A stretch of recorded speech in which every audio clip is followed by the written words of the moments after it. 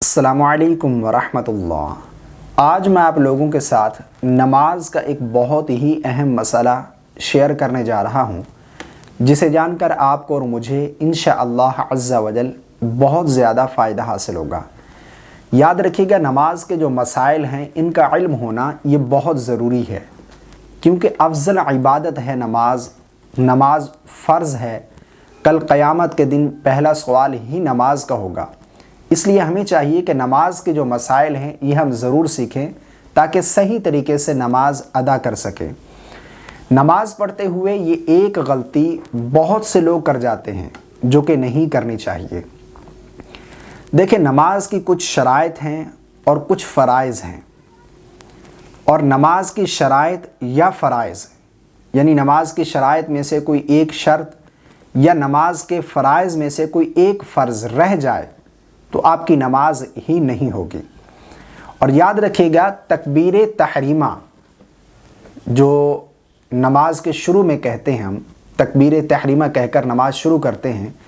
تکبیر تحریمہ کہنا یہ نماز کی شرائط میں سے بھی ہے اور نماز کے فرائض میں سے بھی ہے، تکبیر تحریمہ، اور اسی میں ہی بہت سے لوگ غلطی کر جاتے ہیں جس کی وجہ سے ان کی نماز ہی نہیں ہوتی۔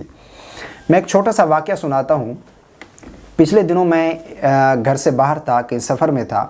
عصر کی نماز کا وقت ہوا، میں ایک مسجد کے قریب رکا اور نماز ادا کرنے کے لیے مسجد میں پہنچا تو جماعت ہو رہی تھی۔ میں نے وضو کیا اچھے طریقے سے اور جماعت کے ساتھ شریک ہونے کے لیے صف میں پہنچا، اور ایک شخص اور بھی میرے ساتھ جماعت کے ساتھ شریک ہوا۔ میں نے اتفاقاً اس کے چہرے پر نظر تھی میری، تو میں نے دیکھا کہ اس نے جب نماز شروع کی تو ہاتھوں کو کانوں تک بلند کیا اور ناف کے نیچے باندھ لیا، یعنی اس دوران اس کے ہونٹ حرکت نہیں کر رہے تھے۔ تکبیر تحریمہ اس نے جو کہی ہے اس وقت اس کے ہونٹ حرکت نہیں کر رہے تھے، اس نے الفاظ ادا نہیں کیے، اللہ اکبر، ہونٹ حرکت نہیں کر رہے تھے۔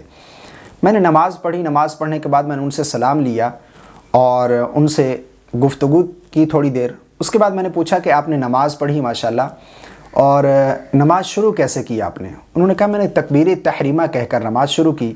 تو میں نے کہا اتفاقاً میری نظر آپ کے چہرے پر تھی، جب آپ نے تکبیر تحریمہ کہی، نماز شروع کی، تو اس وقت آپ کے ہونٹ حرکت نہیں کر رہے تھے۔ تو انہوں نے آگے سے مجھے جواب دیا کہ میں تو دل ہی میں کہہ رہا تھا، یعنی میں نے دل ہی میں اللہ اکبر کہہ لیا، تکبیر تحریمہ کہہ لی۔ یہ ایک بہت بڑی غلطی ہے، یاد رکھیے گا۔ تکبیر تحریمہ اور اسی طرح قرات، اس کے بارے میں علماء بیان فرماتے ہیں کہ کم از کم اتنی آواز سے کہیں کہ اگر کوئی شور نہ ہو، یعنی خاموشی ہے، کوئی شور نہیں ہے، تو اتنی آواز سے کہنا چاہیے کہ جس کی وجہ سے آپ کے کان سن لیں، یعنی آپ کی آواز آپ کے کانوں تک پہنچ جائے۔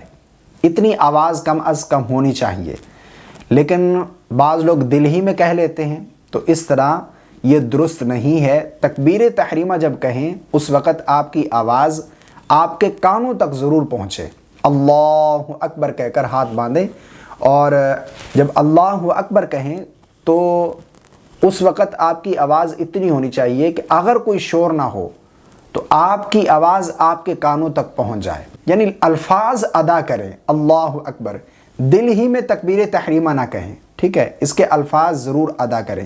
یہ ایک بہت بڑی غلطی ہے جو کہ لوگ کر جاتے ہیں، میں نے کافی لوگوں کو دیکھا ہے۔ مجھے امید ہے آپ کو میری باتیں سمجھ آ گئی ہوں گی۔ اللہ تعالی ہم سب کو سمجھ کی توفیق عطا فرمائے۔ مجھے رکھے گا دعاؤں میں یاد۔ السلام علیکم ورحمۃ اللہ۔